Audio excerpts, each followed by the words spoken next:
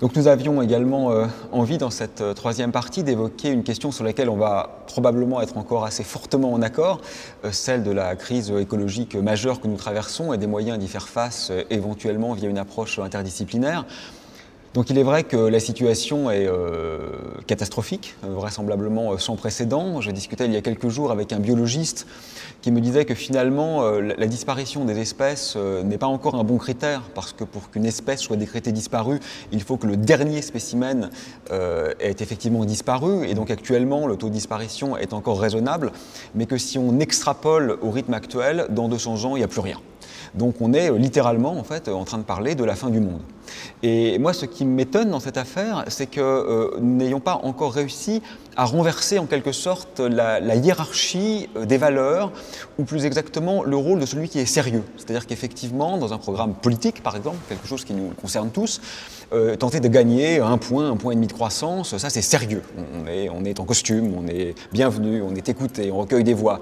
Mais tenter simplement de sauver le monde, de faire en sorte que la planète puisse continuer d'exister, là, c'est le doudingue, voilà, c'est le gentil, l'homme un peu déraisonnable, voilà, idéaliste, qui ne fait pas face aux problèmes réellement importants.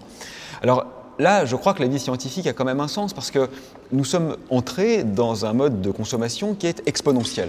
C'est très intéressant l'exponentiel, parce qu'en mathématiques, c'est une fonction très singulière, elle a beaucoup de propriétés qu'aucune autre fonction non, et ce que les physiciens savent, c'est que quand un système physique entre en régime exponentiel, c'est ce qu'on appelle une instabilité. C'est-à-dire que très rapidement, il va cracher. Si on ne fait rien, en quelques périodes, le système est forcément mort. C'est ce qui détruit un haut-parleur par effet Larsen, par exemple. C'est une croissance exponentielle. Et il se trouve que nous sommes entrés en mode de croissance exponentielle, c'est-à-dire quelque chose qui est par définition non tenable. Et c'est pire que ça, parce qu'il se trouve que le taux de croissance que nous avons choisi, que les économistes nous recommandent, quelques pourcents par an, est le pire taux de croissance possible, parce que c'est celui qui fait que nous avons à l'échelle d'une génération les bénéfices de cette croissance. On arrive à observer un certain gain dans le confort du quotidien, mais nous reportons sur la génération suivante les méfaits de cette croissance. C'est-à-dire que c'est la plus machiavélique, entre guillemets, croissance possible. Donc le désastre est en cours, voilà, nous sommes en train de l'observer, et comme nous l'avons l'un et l'autre constaté, ce qui est absolument dramatique dans cette situation, c'est que le savoir de ce désastre, qui aujourd'hui a pénétré l'essentiel de la société, n'induit absolument aucun changement des attitudes. C'est un peu ce qu'on appelle en philosophie la guillotine de Hume. Le fait d'avoir connaissance d'un problème n'est jamais suffisant pour entraîner l'action. Et la question qui se pose maintenant, effectivement, est comment générer l'action. Donc moi, je crois que tu as beaucoup travaillé sur le fait d'induire un déplacement en permettant à ce savoir abstrait ou conceptuel de pénétrer notre champ émotif, culturel, perceptif. Je me pose aussi la question, et c'est un ouvrage que je suis en train de sortir avec Louis Schweitzer, de celle du droit animal. Peut-être faut-il aussi poser la question du droit, parce que l'erreur qui consiste à dire « chacun fait ce qu'il veut », c'est qu'elle oublie qu'il y a une tierce personne dans cette histoire, qui est l'être vivant qui souffre de cette liberté. Et donc peut-être faut-il collectivement définir une mutation de ce point de vue, et j'aimerais avoir ton ressenti sur cette question. Oui, il me semble qu'une des difficultés tient sans doute au fait que l'écologie, les constats scientifiques de l'écologie vont contre un certain nombre de nos intuitions ou de nos mesures. Il faut être capable d'appréhender des séries causales très longues dans le temps et dans l'espace. Dans l'espace, c'est-à-dire l'idée que la pollution d'un 4x4 américain a des conséquences sur la désertification du Soudan, et donc potentiellement sur les conflits qui peuvent advenir là-bas suite à des contraintes climatiques plus importantes. Et dans le temps, la couche d'ozone a mis des millions d'années à se former, et nous avons réussi en 200 ans d'industrialisation à l'abîmer, alors qu'elle a été la condition sine qua non de la sortie du vivant des océans, puisque en filtrant les ultraviolets. Bon. Et j'utilise dans un cours que je donne sur l'écologie cet outil assez pratique qui est le calendrier cosmique de Carl Sagan, que j'imagine tu dois connaître, qui rapporte l'histoire de l'univers à l'échelle d'une année, et qui montre que si le Big Bang c'est le 1er janvier et que nous sommes maintenant un an après, à minuit, eh bien en fait déjà à cette échelle géologique, l'humanité est vraiment un micro-événement. Le temps d'une vie humaine, c'est le temps d'un battement de cils. Nous arrivons à 23h55 et des poussières. Je ne sais plus exactement quel est le chiffre, mais c'est de cet ordre-là. Et donc, il est évident que nous ne durerons pas longtemps. Et au fond, ça, c'est pas en soi dramatique. C'est-à-dire que l'humanité, que Homo sapiens, qui est apparu il y a 200 000 ans environ, ne soit plus là pour 200 000 ans de nouveau, bon, bah, il connaîtra le sort des autres espèces qui l'ont précédé sur Terre. Et après des effondrements de la biodiversité, il peut y avoir parfois des reprises, mais ces reprises prennent des millions d'années. La question, simplement, c'est quelle est notre responsabilité vis-à-vis de nous-mêmes et de l'avenir sur combien de temps? C'est-à-dire que si la diversité du vivant, la richesse du vivant et les conditions d'habitabilité de cette planète ne sont plus garanties que pour 100 ou 200 ans, alors là, vraiment, nous aurons fait le choix d'avoir une histoire en forme de feu d'artifice très intense mais très bref, au lieu d'une vie plus économe en ressources, mais plus viable. Et le pire est que ce feu d'artifice, on le sait, ne profite pas du tout à tout le monde.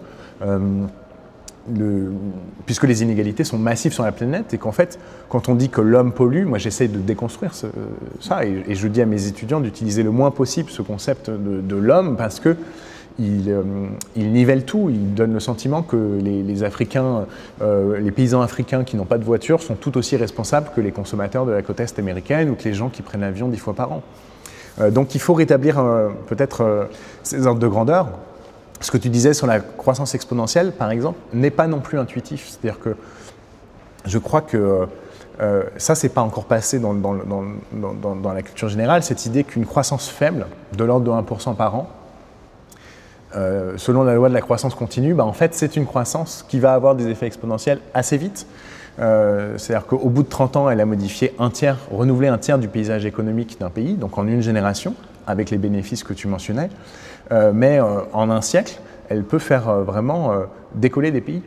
Claude Lévi-Strauss disait que le monde dans lequel il était né vers 1900, qui comptait 1,5 milliard d'hommes, n'était pas du tout le même que celui dans lequel il mourait et qui en comptait plutôt 7 milliards, et qu'on ne pouvait plus raisonner de la même manière.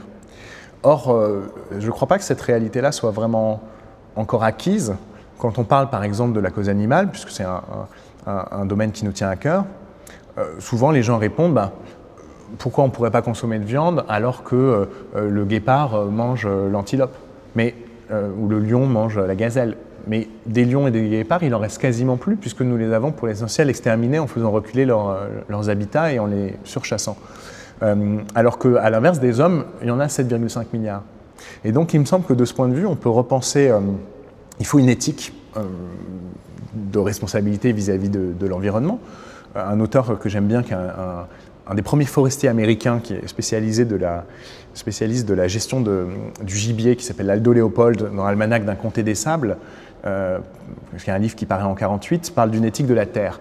En quoi elle consiste, cette éthique de la Terre? Elle consiste à se demander, étendre notre sphère de responsabilité, que ce soit une responsabilité face aux vivants et pas seulement face aux autres hommes, que ce soit une responsabilité par rapport aux générations futures également, mais aussi à se demander est-ce que mon comportement individuel serait soutenable s'il était reproduit non pas par seulement 100 000 personnes, mais par 1 million ou par 1 milliard de personnes. Et dans bien des cas, on peut se rendre compte que ce n'est pas le cas. Alors ensuite, en termes de psychologie, donc je crois qu'il y a ces questions d'ordre de grandeur qui sont difficiles à percevoir.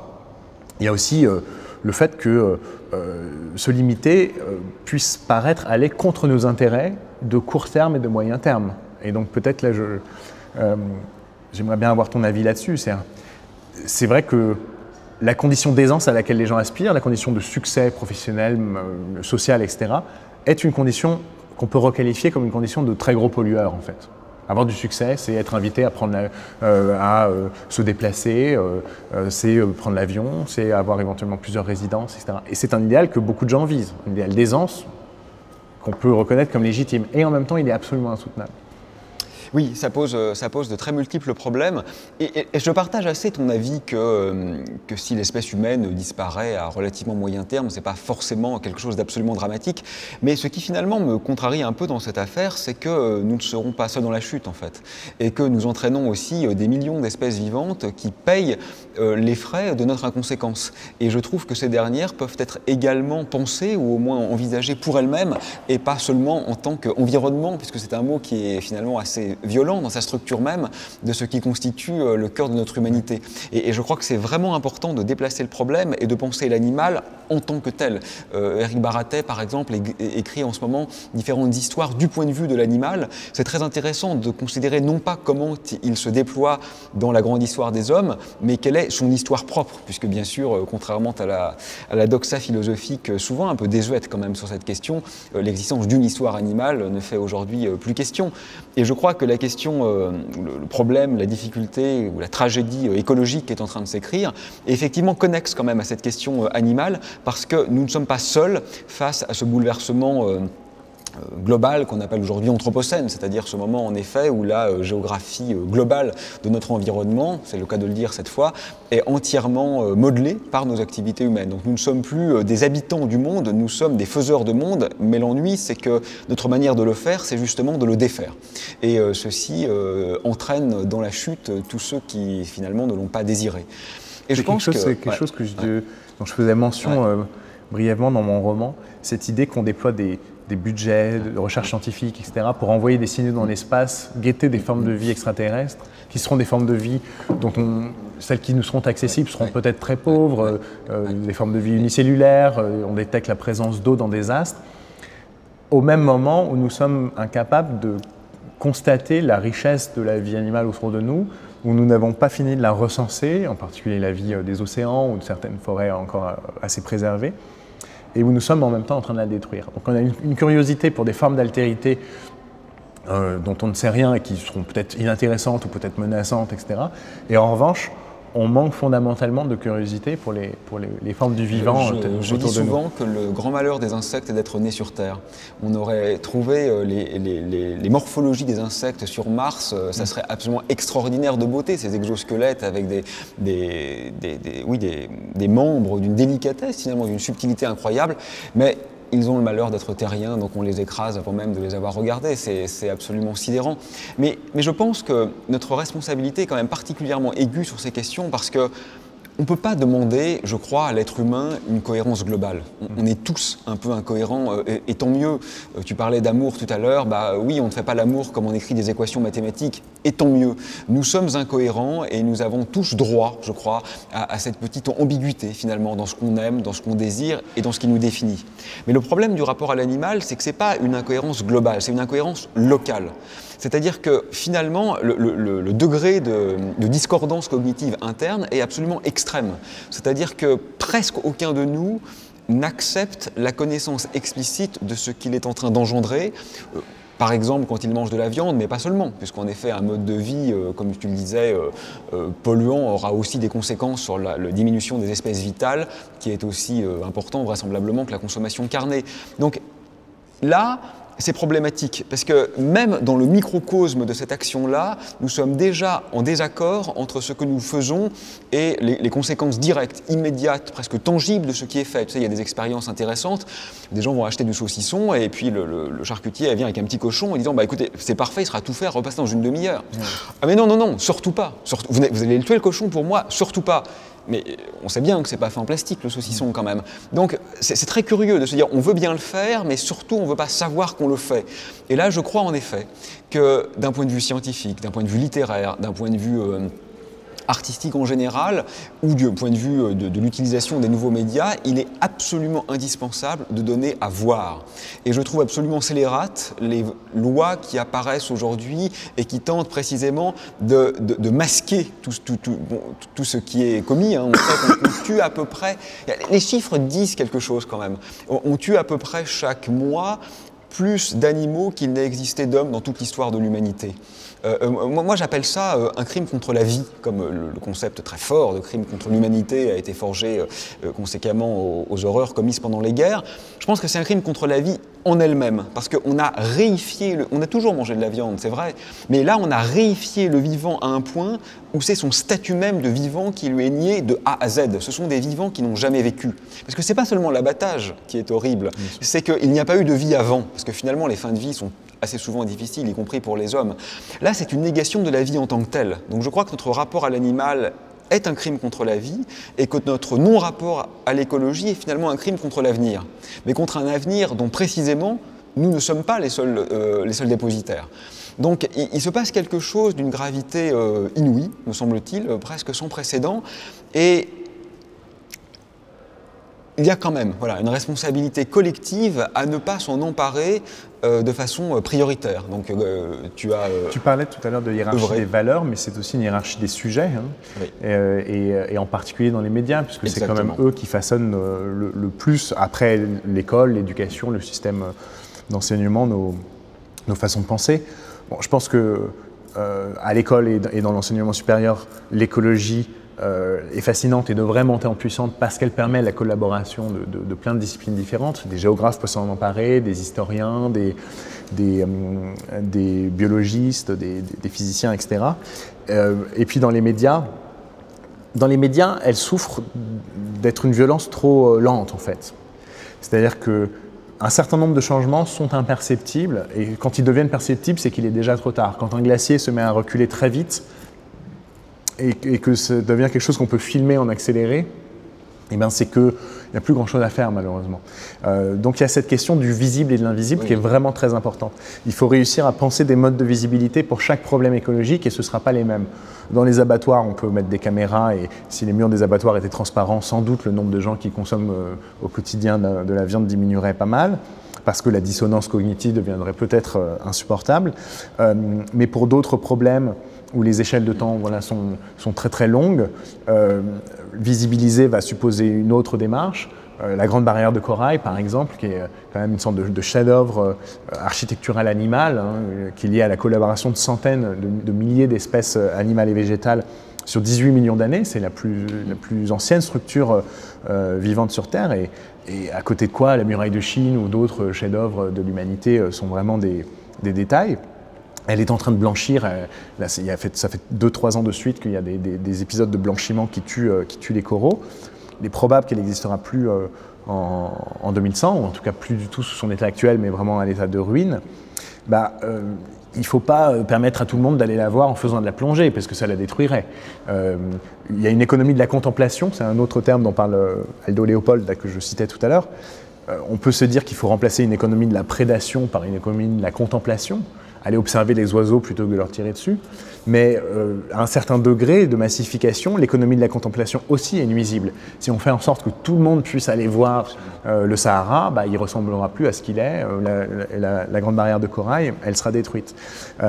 Et donc ça suppose d'accepter là aussi des médiations, c'est-à-dire qu'on nous montre cette beauté du vivant, parce que je crois quand même qu'une esthétique de la Terre, des ouvrages vidéo, photographiques sur la beauté de la Terre génèrent aussi une forme de prise de conscience, surtout quand c'est mis en parallèle avec ce à quoi ressemble une carrière d'exploitation de sable bitumineux au Canada, qui sont des paysages absolument ravagés. Ça c'est important, mais ça doit se faire par des médiations et ça ne peut pas se faire en direct. Et inciter les médias dès que possible, c'est-à-dire y compris nous en tant que consommateurs aussi des médias, acteurs mais aussi consommateurs des médias, à diffuser de l'information sur ces sujets, valoriser l'information sur ces sujets, c'est vraiment très important. Je parlais il n'y a pas si longtemps avec Audrey Garrick, qui est une journaliste au Monde, qui traite la question animale.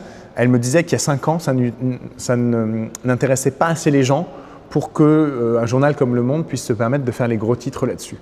Et que c'est aussi parce que maintenant il y a des lecteurs que le service dont ça dépend va avoir des moyens, va donc pouvoir faire peut-être un peu d'investigation et pas seulement de la reprise de dépêches. Oui, mais comme tu dis, c'est quand même un peu un ouroboros, quoi. C'est un serpent qui se mord la queue, parce que c'est évidemment le traitement médiatique qui va aussi engendrer l'indignation et la prise de conscience. Il y a quelques années, tu te souviens, la France avait été indignée parce qu'une jeune fille avait été saisie par la police et reconduite hors de nos frontières en plein milieu d'un cours et on se rendait compte que des enfants étaient reconduits aux frontières, mais c'est quotidien. Donc finalement, la presse avait choisi de le montrer, ça a suscité l'indignation, mais on ne le montre pas à nouveau. Non. Donc il y a évidemment une fabrique de l'histoire, pour reprendre le titre d'une émission bien connue, qui est mise en place par le traitement médiatique et qui est quand même, je pense, assez dramatique parce que, bien sûr, si un événement violent a lieu en France, il y aura une nécessité de couverture, mais la disparition d'une espèce n'est pas considérée comme un événement violent.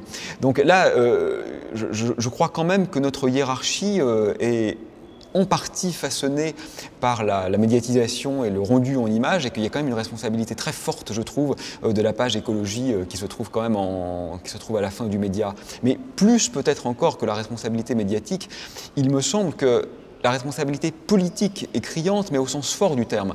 Parce que ce que tu dis est vrai, c'est-à-dire qu'il y a une aspiration au confort et il y a un désir de ne pas prendre ses responsabilités, qui est inhérent au vivant et dont il serait vraisemblablement injuste de faire le procès à nos concitoyens et à nous-mêmes d'ailleurs. Mais on a inventé quelque chose pour ça, c'est précisément la politique. Oui. Nous avons justement inventé le pouvoir politique parce qu'on sait très bien qu'à l'échelle individuelle, s'il n'y a pas de garde-fou, s'il n'y a pas de droit, nous allons aller là où il ne faut pas aller. Chacun le sait. Et c'est précisément pour ça que nous nous sommes organisés en société et que nous avons considéré que certains devaient légiférer parce qu'à l'échelle individuelle, nous ne serons pas capables de poser les limites. Mais cette légifération, nous avons l'arsenal institutionnel pour le mettre en place, nous avons le pouvoir qui peut le faire et il ne le fait pas. Et là, je crois quand même qu'il y a quelque chose de dramatiquement irréparable qui est en train de se jouer parce que ça pourrait être fait et ça ne se fait pas. C'est aussi parce que les intérêts du politique et sa temporalité propre sont très incompatibles avec ce qu'on décrit en termes de dégâts. C'est-à-dire qu'un mandat de 5 ans ne suffit pas à redresser la barre d'une situation écologique dégradée, ne suffit pas non plus à ce que l'opinion publique attache tellement plus d'importance à ces sujets qu'un politique qui ne les prendrait pas en compte soit disqualifié. Donc la discordance, elle se joue aussi vraiment, je crois, dans ces échelles temporelles. Il y a des idées qui sont assez belles, il faudrait trouver les moyens de les mettre en place, mais qui serait de faire un système bicaméral où une des deux chambres dans une démocratie représenterait les intérêts du vivant et pas seulement les intérêts des hommes. Donc une chambre où seraient défendus les intérêts des océans, les intérêts des espèces animales, etc. C'est pas facile de penser ce que c'est que cette notion d'intérêt, parce qu'on peut se dire que c'est de l'anthropocentrisme, tout de suite, en quoi on sait ce que veut une pieuvre ou un guépard. Mais à minima, on peut se dire qu'ils ont intérêt à vivre et à ce que leur vie ne soit pas interrompue prématurément. Oui, je crois que c'est essentiel. Et finalement, c'est pas si grave. Anthropocentrisme, je ne sais pas, peut-être un peu d'anthropomorphisme, mais tant mieux finalement, parce que penser, c'est toujours un peu penser à la place de l'autre, et je crois qu'il ne faut pas avoir une peur panique de ça. On accède toujours à l'autre avec nos propres moyens en réalité. Et je crois que pour aller dans ce sens, et peut-être pour conclure notre petit échange qui a été autour de l'indisciplinarité, il faut peut-être parfois user aussi un peu de violence symbolique. À titre d'anecdote, dans tous mes petits livres de vulgarisation scientifique, j'ai toujours glissé des messages assez activistes pour la cause animale ou pour la prise de conscience écologique. Systématiquement, mon papa, qui est un ancien journaliste, me dit « mais ça n'a rien à faire là. Les gens n'achètent pas ça, tu n'as aucune compétence, tu n'as aucune légitimité, tu écris un livre sur les trous noirs, parle de trous noirs. » Et j'ai réussi à le convaincre, je crois, un peu un jour en lui disant « mais en fait, papa, je vais te dire la vérité, je m'en fous un peu des trous noirs. » Finalement, le cœur du livre, c'est ça. C'est la petite anecdote de 3 lignes ici qui dit « mais arrêtez, bordel, de détruire cette planète ». Et je crois que finalement, tant pis si c'est un peu hors propos, il faut user finalement maintenant de toutes les armes dont on dispose parce que c'est une guerre pour la vie. Tu souscris oui, à cette avis ? C'est-à-dire qu'il y a le risque de l'inélégance. Moi, j'ai fait ce roman, donc Des Fêtes des Maîtres et Possesseurs, qui est très élégant, qui est un livre engagé en même temps. Oui. Et donc, or, l'engagement en littérature française, c'est quelque chose qu'on craint. On le craint depuis, disons, la fin d'une ère Sartre et compagnie, pour 2 raisons. Ça aurait inféodé la littérature à des causes politiques, dont certaines se sont révélées être en fait des catastrophes, comme la cause soviétique. Et puis, ça nuirait à la forme, ça nuirait à la cohérence formelle, etc. Moi, il me semble que il faut chacun, depuis nos sphères d'activité, pas seulement nos disciplines universitaires, mais vraiment chaque individu, depuis ce qu'il fait, essaye de penser en quoi sa pratique professionnelle ou privée peut être un engagement, et en quoi l'engagement ne détruit pas le sens de sa pratique. Tes livres de diffusion des savoirs scientifiques ne sont pas rendus inutiles ou maladroits par la présence de ces passages qui montrent au contraire que ton souci est un souci systémique et global. Et dans le roman, j'ai pas voulu sacrifier au plaisir de la création d'un univers, au plaisir formel, aux soins de la phrase. Et en même temps, je n'ai pas voulu non plus faire semblant qu'il n'y avait pas de positionnement d'un auteur par rapport à cette question. Je sais où je suis et je sais quel champ je veux soumettre à l'attention du lecteur. Exactement. Il y a en ce moment, se déploie un grand mouvement de lutte contre les biais cognitifs.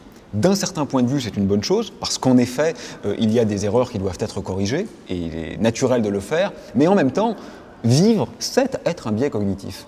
Soyons des biais cognitifs fiers de l'être. Après tout, penser, c'est forcément biaisé, et moi je suis assez réjoui que ton grand roman ait été aussi un livre engagé.